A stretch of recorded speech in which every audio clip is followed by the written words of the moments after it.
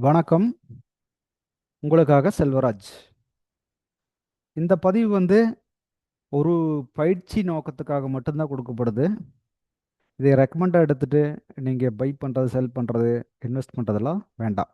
பயிற்சிக்கு மட்டும்தான், educational purpose only. வாங்க வீடியோக்குள்ளே போகலாம். இது நம்மளுடைய யூடியூப் சேனலுங்க. இதில் பார்த்தீங்கன்னா உங்களுக்கு ஒரு டெலகிராம் லிங்க் கொடுத்துருக்கு. இதில் ஜாயின் பண்ணிட்டீங்கன்னா டெய்லி காலையில் மார்க்கெட் ஓப்பன் ஆன அப்படின்னு அப்டேட் வந்துட்டுருக்கு. இப்போ லெவல்ஸு எங்கே போய் திரும்புகிறா எல்லாமே அப்டேட் வந்துட்டுருக்கு. இப்போ சேனலை நீங்கள் முழுமையாக ஸ்கிப் பண்ணாமல் பாருங்கள்.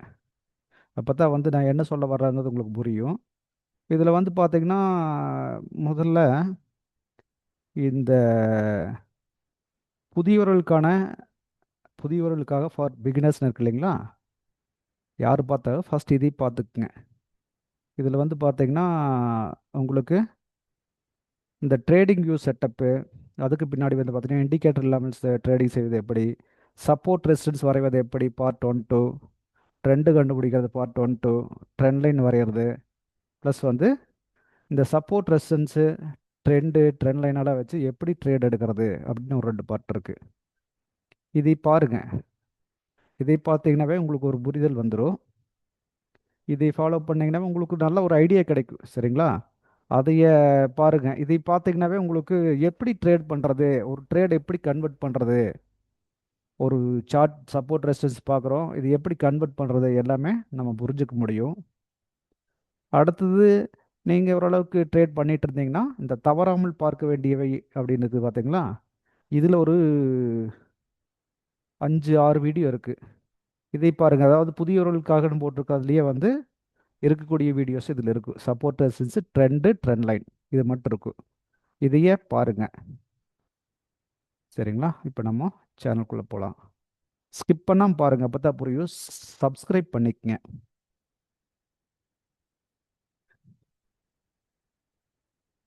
இன்னைக்கு நிப்டி என்ன நடந்தது அப்படிங்கிறத பார்க்கலாம்.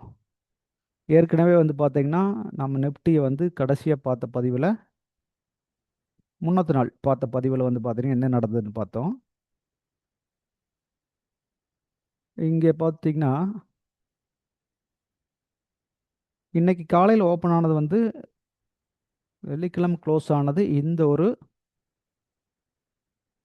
சப்போர்ட் ஏரியாக்குள்ளே க்ளோஸ் ஆச்சு. அப்போ க்ளோஸ் ஆகிடணுன்னா இன்னைக்கு ஓப்பன் ஆனது இங்கே ஓப்பன் ஆகி மேலே இது வரைக்கும் போயிட்டு கீழே வந்தது.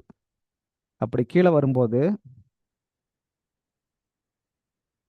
பார்த்தீங்கன்னா நம்மளுக்கு இது சப்போர்ட்டாக தான் இருந்தது.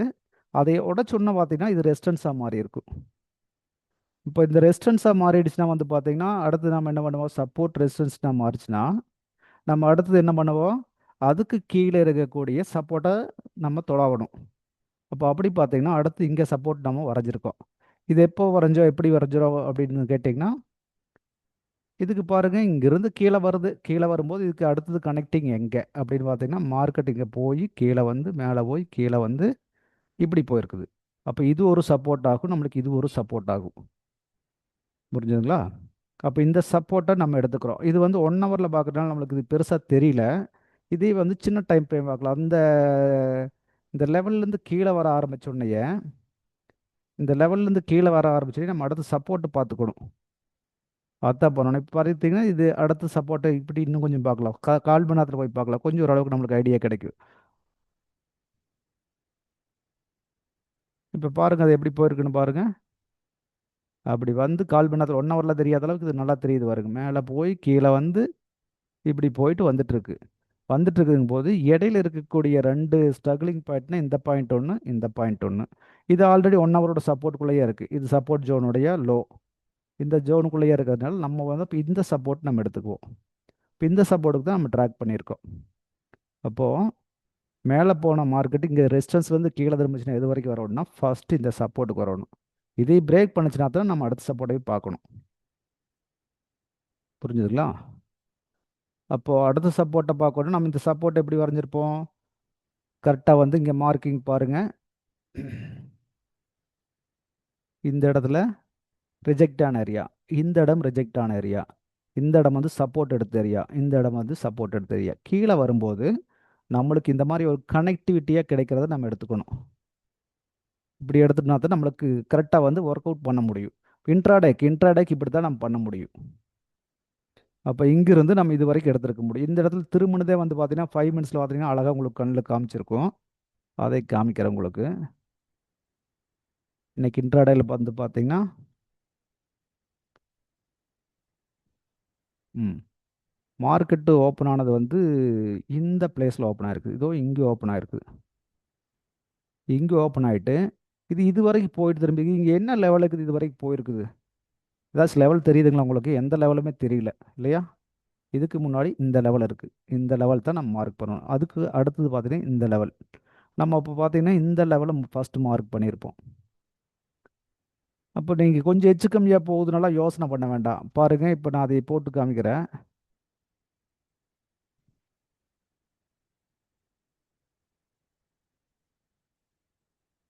இது பாருங்கள், இந்த இடத்துல இறங்குனது வந்து பார்த்தீங்கன்னா இந்த இடத்துல இருந்து இறங்கி இது வரைக்கும் இறங்கி இப்படி ஏறி அப்புறம் வந்திருக்குது. அப்போ இந்த பார்ட் அப்படியே நம்ம எடுக்கணும்.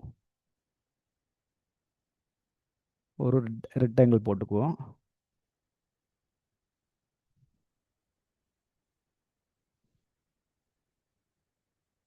பாருங்க, இந்த ஹைக்கு இந்த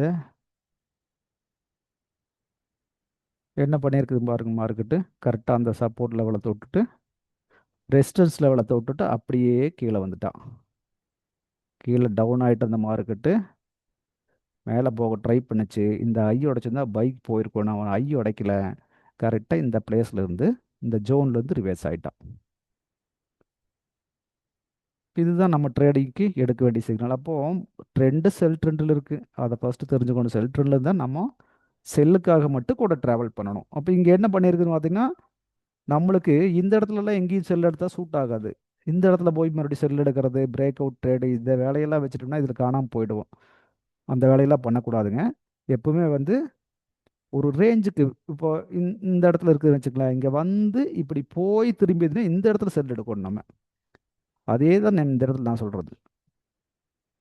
வந்து போயிட்டு திரும்பும்போது இந்த இடத்துல செல் எடுக்கணும். இது எப்படி எடுக்கிறதுங்கிறதையும் பார்ப்போம். அப்போ இந்த இடத்துல தான் நம்ம செல் பாயிண்ட், நம்மளுடைய செல் பாயிண்டாக இருக்குது. இங்கே செல் பண்ணியிருந்தான் இங்கே சப்போர்ட் வரைக்கும் நம்ம டார்கெட் வச்சுக்கலாம். வச்சுட்டு அதுக்கு பின்னாடி உடச்சா போயிட்டு போகுது, இல்லை ட்ரைலிங் பண்ணிட்டு போகலாம். இங்கே செல் பண்ணியிருந்தோம்னா ஆட்டோமேட்டிக்காக இந்த ஏரியாவில் ஏதோ ஒரு இடத்துல ஸ்டாப் லாஸ் வச்சுட்டு கூட ஹோல்ட் பண்ணலாம். ட்ரைலிங் போயிட்டு இருக்கலாம். ட்ரைலிங் போயிருந்தால் அடுத்த சப்போர்ட் தான் இங்கே நம்மளுக்கு. எந்த அளவுக்கு வந்திருக்கு இங்கிருந்து பாருங்க. அப்படியே மேலே வந்து இந்த ஹைக்கே வரல மார்க்கெட்டு, அப்படியே கீழேயே வந்துட்டா. இப்போ இது ஒரு கரெக்டான ஆப்பர்ச்சுனிட்டி. இந்த மாதிரி தான் எடுக்கணும். ரெண்டு கரெக்டாக எங்கெங்கே ஸ்பேஸ் கிடைக்குதோ அந்த இடத்துல நம்ம பிக் பண்ணி பழகிக்கணும். இது வந்து இது கூட வந்து நம்ம என்ன பண்ணணும்? ஸ்பாட்டையும் வாட்ச் பண்ணணும். ஸ்பாட் என்ன பண்ணியிருக்குன்னு பார்ப்போம். இது புரிஞ்சுதுங்களா? அப்போ 1 ஹவரில் நம்ம பார்த்தோம். 1 ஹவரில் வந்து இங்கே இங்கே ஓப்பன் ஆகி மார்க்கெட் ஓப்பன் ஆகி அப்படியே மேலே போயிட்டு இந்த 5 மினிட்ஸ் ரேஞ்ச் எடுத்துகிட்டு வந்துருச்சு. நம்ம 1 ஹவரில் வந்து சப்போர்ட் ரெசிஸ்டன்ஸ் மட்டும் தான் வரைகிறோம். அதுக்கு பின்னாடி வந்து பார்த்தீங்கன்னா இன்ட்ராடே ட்ரேடுக்கெல்லாம் வந்து 5 மினிட்ஸ் 15 மினிட்ஸ்க்கு மாறிடணும். மாறிட்டு அதுலேருந்து தான் நம்ம ட்ராக் பண்ணணும். அது என்ன பண்ணுது? அந்த ட்ரெண்டு மாறி இருக்குதா? ட்ரெண்டு பாருங்கள், மேலேருந்து ஒரே ட்ரெண்டு அப்படியே வந்து இறங்கி இறங்கி இறங்கி இறங்கி இறங்கி இறங்கி இப்படியே தான் வந்திருக்கிறான். இதுங்கிறது ஒரே ட்ரெண்டாக இருக்குது. அப்போது இங்கே எங்கே வந்து ஹையை பிரேக் பண்ணிச்சுன்னா இங்கே வந்து டச் பண்ணிட்டு கீழே வந்திருக்க, ஒன்றும் பிரேக் எல்லாம் பண்ணலை. இங்கே பாருங்கள், எங்கேயுமே ஹையை பிரேக் பண்ணாமல் இங்கே வந்து ஃபர்ஸ்ட் டைம் மூவ் பண்ணியிருக்கான். அதுவும் ஃபெயிலியர் ஆகிடுச்சு, கீழே விட்டான். இது இப்படி தான் நம்ம கண்டுபிடிச்சிக்கணும். அப்போ இங்கே நம்ம அழகாக வந்து என்ட்ரிக்கு பிளான் பண்ணியிருக்கணும். இந்த மாதிரி வந்து போய் தொடர இடத்துல இந்த மாதிரி எப்பவுமே வந்து இப்படி போயிட்டு இருக்கிற இடத்துல போய் இங்கே போய் செல்லுக்கெல்லாம் ட்ரை பண்ணக்கூடாது. இங்கே வந்து இப்படி திரும்பிட்டு இருக்கிற இடத்துல இப்படி வந்து திரும்புகிற இடத்துல இந்த இடத்துல பிடிக்கணும். இதுதான் கரெக்டான ட்ரெண்டாக இருக்கும். மெத்தட் அதுதான். அதான் நம்மளுடைய மெத்தடை வந்து பார்த்தீங்கன்னா 1:5 அப்படின்னு சொல்லுவோம். பார்த்தீங்கன்னா இங்கே தெரியும் பாருங்க. நான் போட்டிருக்கிறத அப்படி தான் போட்டிருப்போம், 1:5 அப்படின்னு. அது போயிடுச்சா? ஓகே. 1:5 அப்படிங்கிற மெத்தடில் போகணும். இங்கே பார்த்துக்குங்க, அதாவது ₹1 லாஸ்னா ₹5 ப்ராஃபிட். ஆப்ஷனில் வந்து 5 பாயிண்ட் லாஸ்னா 25 பாயிண்ட் ப்ராஃபிட்டாக இருக்கணும். அதுதான் நம்ம கான்செப்டாக இருக்கணும். அப்படி பார்த்தா 10க்கு 10 5 ட்ரேடு ஃபெயிலியர் ஆனால் ப்ராஃபிட்டில் தான் இருப்போம். இங்கே அதே வந்து பாருங்க, ஸ்பாட்டில் என்ன நடந்திருக்குன்னு பாருங்க. ஃப்யூச்சரில் வந்து இன்னைக்கு துள்ளாவோ எந்த டைமில் உடச்சிருக்குன்னு பாருங்க. இந்த கேண்டில் வந்து 9:55 கேண்டில். 9:55 கேண்டிலே நேத்தத்தோட லோ உடைச்சிட்டான். இந்த லோவை இந்த லோவை 9:55 கேண்டிலேயே உடைச்சிருக்கிறான். பார்த்துங்க, இது வந்து ஃபியூச்சர். இது ஸ்பாட்டில் என்ன நடந்துன்னு பாருங்க. ஸ்பாட்டில் வந்து அந்த லோ உடைச்சது வந்து பார்த்துட்டிங்கன்னா, இவன் பாருங்க எங்கே ஓப்பன் ஆயிருக்கானே. இவனில் பெருசாக சப்போர்ட் ரெசிஸ்டன்ஸ் பார்க்க வேண்டாம்.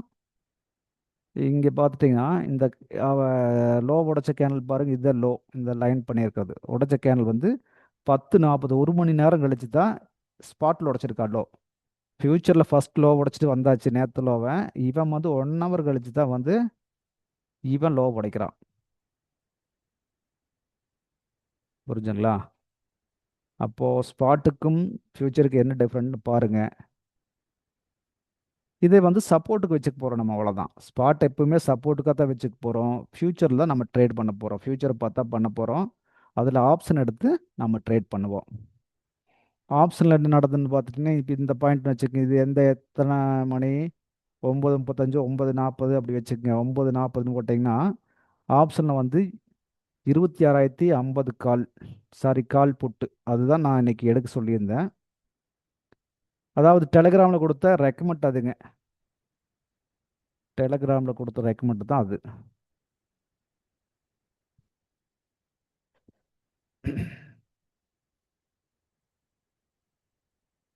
ஒன் செகண்ட், டெலகிராமுக்கு காமிச்சிடுறேன் உங்களுக்கு.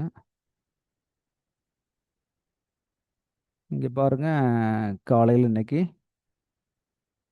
மார்க்கெட் ஓப்பன் ஆகிறதுக்கு முன்னாடியே பாரு 9:07 9:08க்கு நான் வந்து கொடுத்துருக்கேன். 9:07க்கு 9:07க்கு 1 ஹவர் ப்ளஸ் 5 மினிட்ஸு எல்லாமே நான் இதில் கொடுத்து வச்சுருக்கேன். அதாவது எதை எடுத்து சொல்லியிருக்கேன்னு பாருங்கள். 21 பாயிண்ட் பாசிட்டிவாக இருக்குது. நீங்கள் வந்து 26,050 கால் புட்டாக வாட்ச் பண்ணுங்கன்னு கொடுத்துருக்கேன். அதுக்கு முன்னாடி கண்டினியூ அப்டேட் கொடுத்துருப்பேன். இதை பாருங்கள், இதெல்லாம் வந்து முன்னாடியே நான் கொடுத்துருந்தேன். 9:24க்கே கொடுத்துருக்கேன் பார்த்தீங்களா? 9:24க்கு இந்த லெவலை போட்டு இந்த லெவலுக்கு போனால் மார்க்கெட் திரும்புவான்னு கொடுத்துருக்கேன். கவனிச்சு பாருங்கள், அது 9:24 கொடுத்ததுங்க. அங்கேயே மார்க் பண்ணிக்கிறேன் பார்த்தீங்களா? இந்த லெவலுக்கு போனால் மார்க்கெட் ரிவர்ஸ் ஆகணும்னு கொடுத்துருக்கேன். அப்போ வந்து இது 9:20க்கு கொடுத்தது, நான் 9:20 25க்காக கொடுத்தது. மார்க்கெட் அப்புறம் என்ன பண்ணிக்குது கண்டினியூவா? இதை பாருங்கள், அடுத்த கேண்டில் இதுதான் முன்னாடி கொடுத்துதான். அதுக்கு அடுத்தது பாருங்கள், கரெக்டாக அங்கே தான் போயிட்டு அந்த இடத்துலேருந்து ரிவர்ஸ் ஆயிருக்கான். பாருங்கள், அந்த இடத்துலேருந்து கரெக்டாக எக்ஸாக்டாக ரிவர்ஸ் ஆயிருக்கான். புரிஞ்சுங்களா? அதைத்தான் இந்த லைன் தான் இதுதான் கொடுத்தேன் நான். இந்த லைனை கொடுத்து இதைத்தான் ரெசிஸ்டன்ஸாக கொடுத்து இங்கேருந்து மார்க்கெட் ரிவர்ஸ் ஆகும்னு கொடுத்துருந்தேன். அதே மாதிரி கீழே வந்து அடுத்த சப்போர்ட்டுக்கு வந்துட்டான்.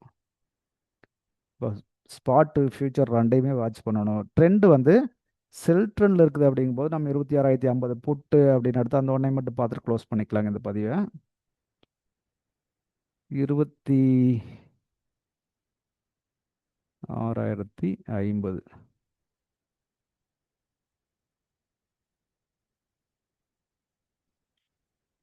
200 புட்டு, 26,050 புட்டு.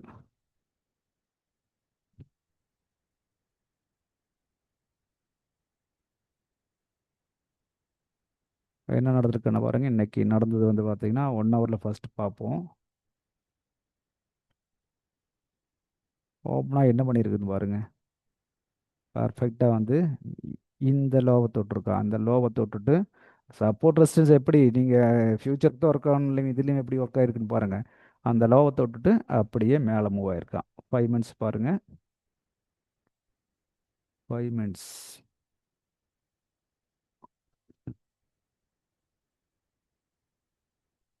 பார்த்துட்டிங்கன்னா இந்த இந்த இடத்துல கிட்டத்தட்ட 30 ரூபா, 30 32 ரூபா அங்கேருந்து அவனை எங்கேயோ போயிட்டான்.